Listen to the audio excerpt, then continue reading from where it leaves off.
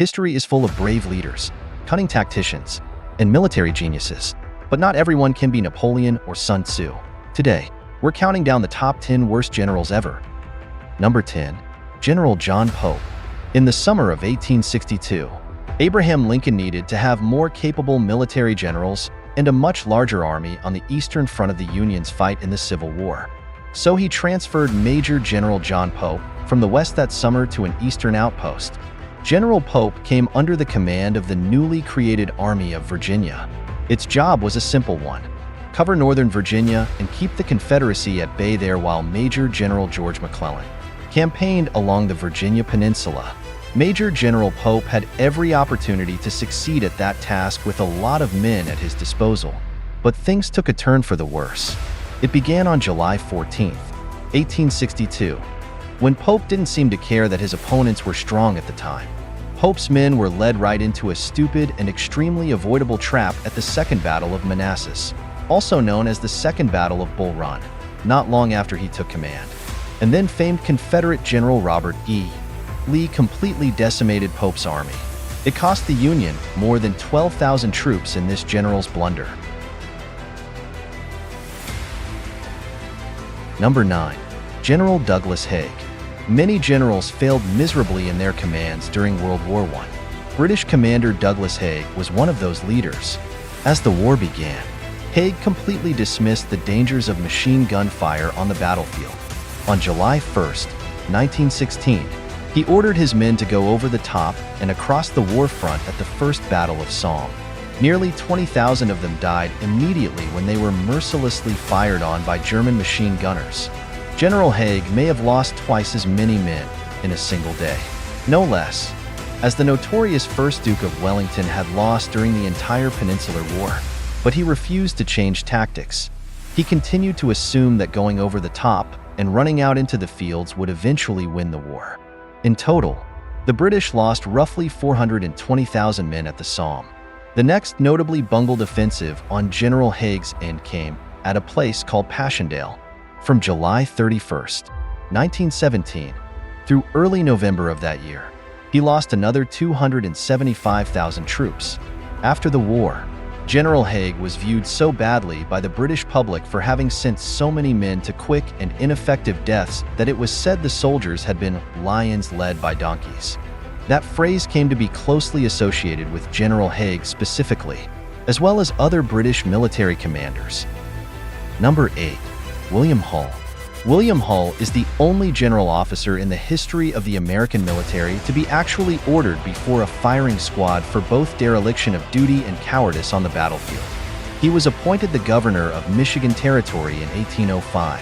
Hull was commissioned as a brigadier general and ordered to keep Michigan safe from invaders rushing in from the north. British General Isaac Brock was a remarkable tactician as he invaded from the north. Even worse, Shawnee Chief Tecumseh and his men came along with General Brock. Tecumseh was the head of the most powerful pan-Indian military force in North America. In other words, General Hull was in for a doozy. While Hull dithered, they captured land. On the night of August 15, 1812, Brock and Tecumseh set their sights on Fort Detroit. Brock began firing cannons from the Canadian side of the river, while Tecumseh sent out his men all around the fort in an endless procession. Terrified, Hull surrendered the fort and all 2,000 of its men without a single shot being fired. He assumed he was outnumbered, but he wasn't, and it wasn't even close. Regardless, he was taken prisoner by the British, and they took control of nearly the entire Michigan Territory.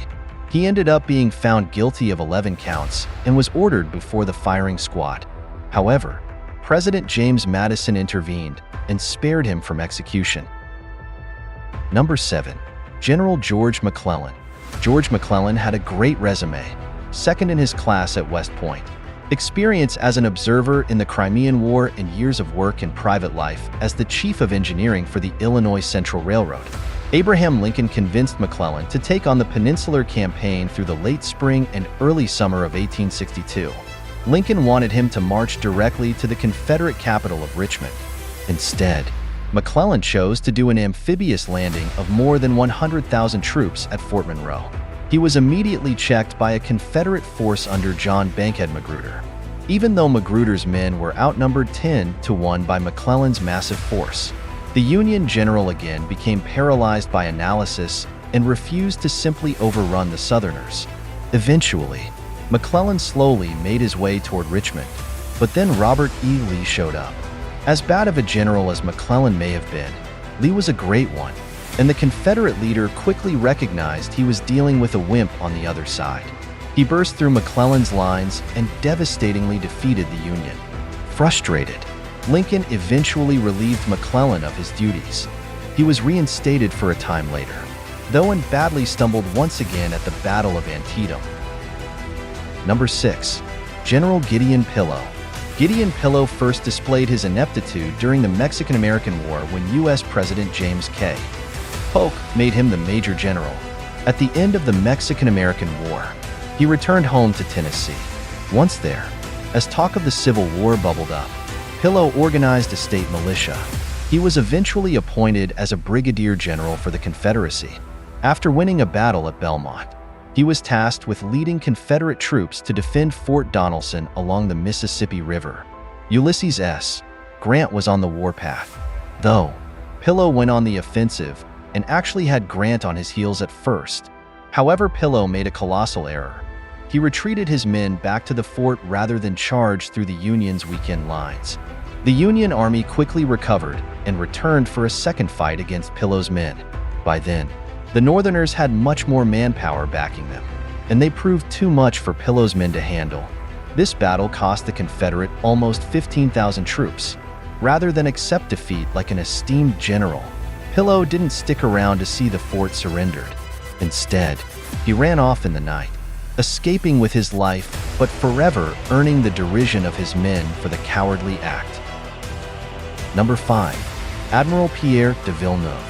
Napoleon Bonaparte's French admirals kept dying in battle or falling into disfavor with the short leader. Naval Admiral Pierre de Villeneuve was placed in charge of the French naval fleet at Toulon. His job?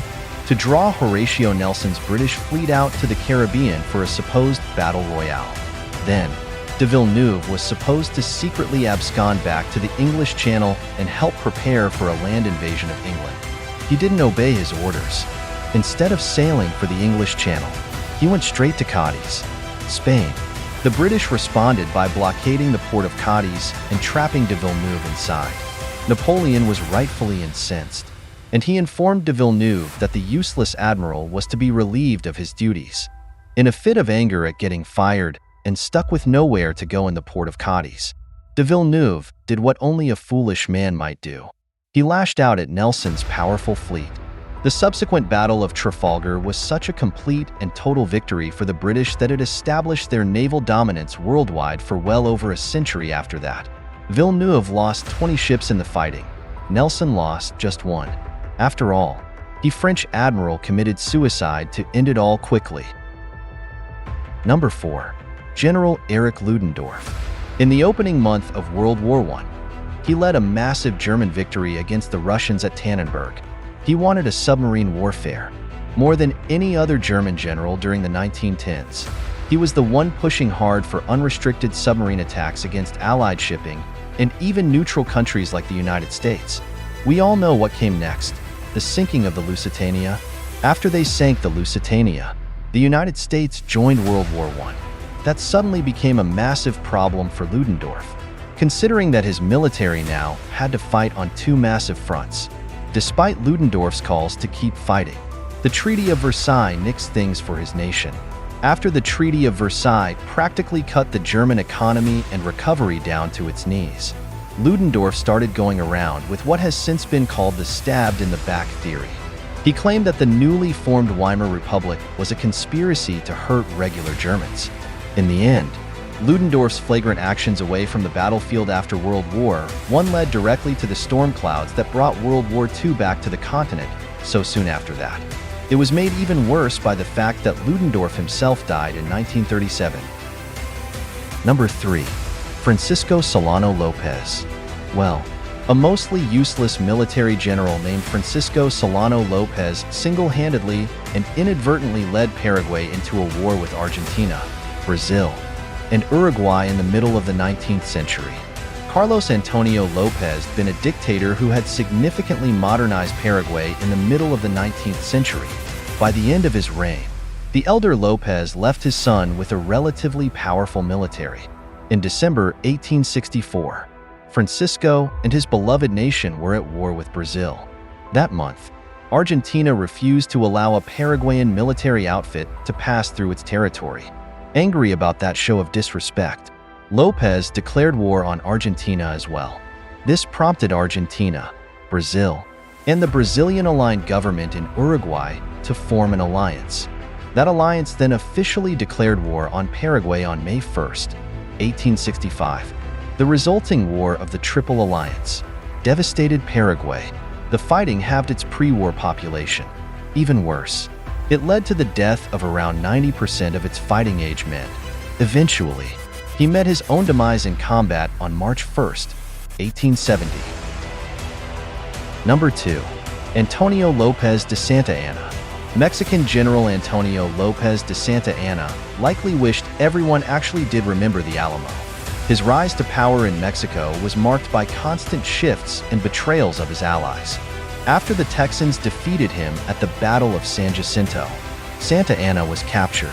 He promised to work for the U.S., but instead, he returned to Mexico. In 1845, after being exiled, he reached out to American President James K. Polk during the Mexico and the United States War. He offered to help the United States. The Americans accepted, and one of their ships brought him back to Mexico to support their cause. And guess what? Santa Anna switched sides and took command of the Mexican troops. This turncoat quickly wound up defeated by U.S. forces led by Winfield Scott. From there, he was exiled yet again. A few years later, the French removed Benito Juárez and installed Maximilian as Emperor of Mexico. Upon that move, a now 70-year-old Santa Anna reached out to the Americans once more. And yet, at the very same time, he offered his services to Maximilian. What a two-faced general that you can imagine. Number 1. Quintus Servilius Scipio. Many Roman generals were terrible, but one stood out: Proconsul Quintus Servilius Scipio. His actions at the Battle of Orazio were particularly foolish. For one, he refused to obey his superior, Consul Gnaeus Mallius Maximus. But things got so much worse from there. In 105 BC, while Maximus was negotiating with the Cimbri tribe, Scipio attacked them. Very quickly, the Cimbri easily defeated Scipio's forces. Then, enraged that Scipio would have gone after them, they chose to respond by attacking Maximus's camp. In the melee, the Romans lost around 80,000 infantry and 40,000 auxiliaries and cavalry. The loss was devastating for the Roman military at the time. As for Scipio himself, he somehow escaped the massacre unharmed. However, he lost his Roman citizenship, and he was quickly sent off into exile. During his ill-fated time in command, roughly 15,000 bars of gold went missing. As it turned out, then, Scipio may have been a bad general, but he was a skilled thief. And there you have it, the top 10 worst generals in history. They remind us that even in war, bad leadership can make a bad situation even worse. Which one do you think was the most incompetent? Let us know in the comments.